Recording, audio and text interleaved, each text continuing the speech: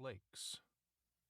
Along the way, at the small obstacle of a couple of cops on a roof, the snow caked Barrow's coat and got in his eyes, plastered Drummond's back where he'd turned it as a windbreak. Drummond was trying for a flame from his lighter, but even with his hat shielding the flint, every spark was instantly quenched. "Joe, can you go get the patrolman's flashlight?" "Sure, Finn, hold on." Barrow stepped carefully back towards the little hutch holding the door to the stairs. There was already a mess underfoot.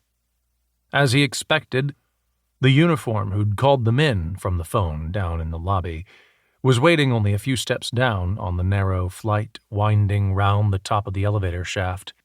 Just behind him was the night janitor who'd found the door unlocked originally. She'd gone out onto the roof and then run screaming out onto Creekside to flag down the patrolman. Neither of them looked what you'd call avid. The janitor, a heavy-set Teclusa in her 40s, had her mouth clamped shut to hold in shock or nausea. The patroller, only 20 or so, was doing the classic Takuma stone face, the set pose for male strength when something bad happened. He'd been out to the skylight, too. Not rubberneckers, not spectators. Yet there they still were, keeping close. Commanded, somehow, by the presence of death, compelled to wait attendance where it had visited. It took death repeated over and over, in Barrow's experience, death repeated in quantities too great for meaning, to wear that solemnity away. It took a war. Soldiers could learn to just walk on by in the presence of death. Not many other people. "Give me your flashlight, Tastanagi." "Yes, sir." "Just detective."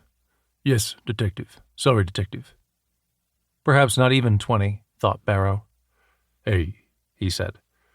"Had the snow started when you went out?" "Not really. Just a few flakes, maybe."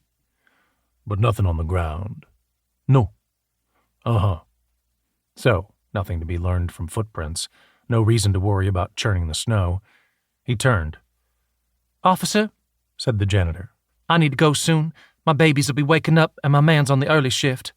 "You must wait in case there are questions," the patroller said to her. "Yeah, stay put," said Barrow. He went back out, jiggling the flashlight. It made a tinny, rattling sound from a loose contact.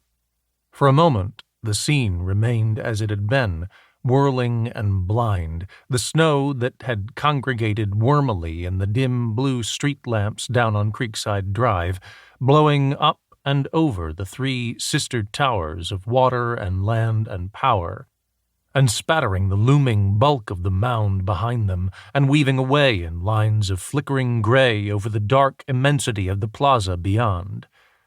57 varieties of dark. Then the switch caught. In the beam, the flakes turned to pearly swimmers, and what had been black on black leapt out into scarlet. "Whoa!" said Drummond. "Messy." "Yup," said Barrow. "Finn, you're standing in it." "Shit!" said Drummond, backing and crouching to swipe the porridge of blood and snow off his black Oxfords. The huddled object on the skylight still didn't make complete sense.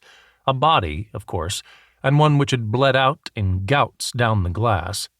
Oozed in the other ways death inflicted, judging by the smell reaching his nose through the chill of the snow and the city's usual bouquet of coal smoke and river. But though at one end it terminated in a pair of ordinary man's legs, dressed in the pants of a dark blue suit, at the other it seemed to have a bundle rather than a head, and from the wreck of the chest between, where blood seemed to have exploded more than just run, rose a shape like a pair of fans, or fish's fins. Rope ran a couple of times round, hog-tying the corpse to the summit of the glass and forcing the violated chest up. Barrow squinted, and the scene resolved itself. The bundle at the head end was the dead man's clothes, shirt and jacket and coat pulled inside out over his face. The peculiar fans were his ribs, cracked open and somehow pulled wide. Since he was the one holding the light, Barrow stepped closer and shone the beam in, on a cavity full of red ruin and streaked bone, with the tangle of liver and guts visible at one extremity, and a frosting of granular